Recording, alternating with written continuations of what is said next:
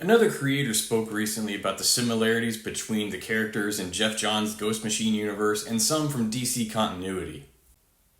That happens across a lot of media for a number of reasons, but these similarities are intentional sometimes so creators can extend stories beyond earlier limitations and develop characters to create meaningful stories. To cover this, we're going to look at the most obvious case, Ghost Machine's Junkyard Joe and everyone's favorite fascist fighter, the GI Robot. These two are nearly identical, and that is absolutely intentional in the best ways. Before going forward, we're only going to look at the fourth version of GI Robot. There have been multiple iterations of GI Robot going back to the Silver Age, and the fourth GI Robot is the most famous and was James Gunn's inspiration for the series. Alright, let's go.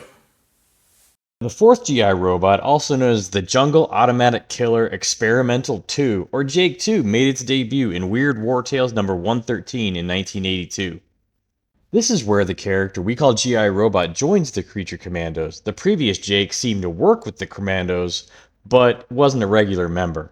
Now, unlike the version we see in the TV series, Jake 2 doesn't talk. He does show personality and relationship with the other characters through his behavior and the other characters' interactions with him, but while this character is much different to the coin-operated boy we've come to know and love recently, Jake 2 nevertheless develops as if it was a living member of the team, with the other members even putting his life before theirs at times. Now that we know a little bit about the GI Robot, let's take a look at Junkyard Joe.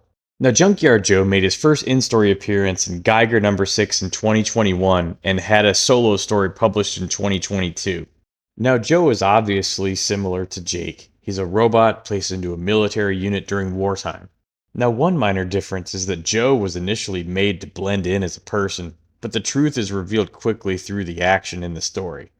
And just like Jake 2, Joe gains the trust of his unit and is welcomed as if he was a person. He also shows the same signs of personality, connection, and meaningful relationships with people. Now here's where it gets interesting. Where Joe begins to expand beyond Jake 2 is in how we see the impact of his learning, his connection with people, and the effects of war on him. The stories featuring Jake 2 mostly take place during World War II, and we don't see much after the war, if anything at all. We only get glimpses of his developing humanity in that wartime environment. Joe's story continues where Jake's couldn't, and the similarities between the two become a storytelling opportunity. So Geoff Johns uses Junkyard Joe to break free from the bounds of an intellectual property and the limitations of 1980s comic storytelling to extend Jake 2's story and have a conversation about the lasting effects of war and really violence in general. We see this expansion of character during the climax of Junkyard Joe number 1. In the aftermath of a tragic firefight, Joe's programming causes the death of an innocent child. Understanding the consequences of war and violence has an immediate and obvious effect on him. Trauma. So over the course of Joe's story, we see him incur his trauma, seek help out from a friend, and begin his healing journey.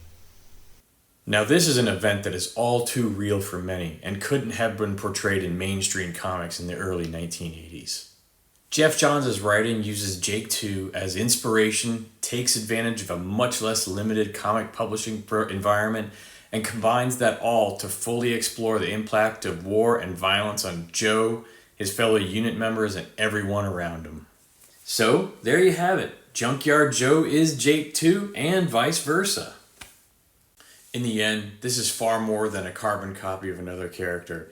It's a masterful expansion of character that transcends intellectual property, showing us that similarity and imitation is a real tool to tell stories that matter, because stories that matter keep this art form moving forward and keeps touching people like us.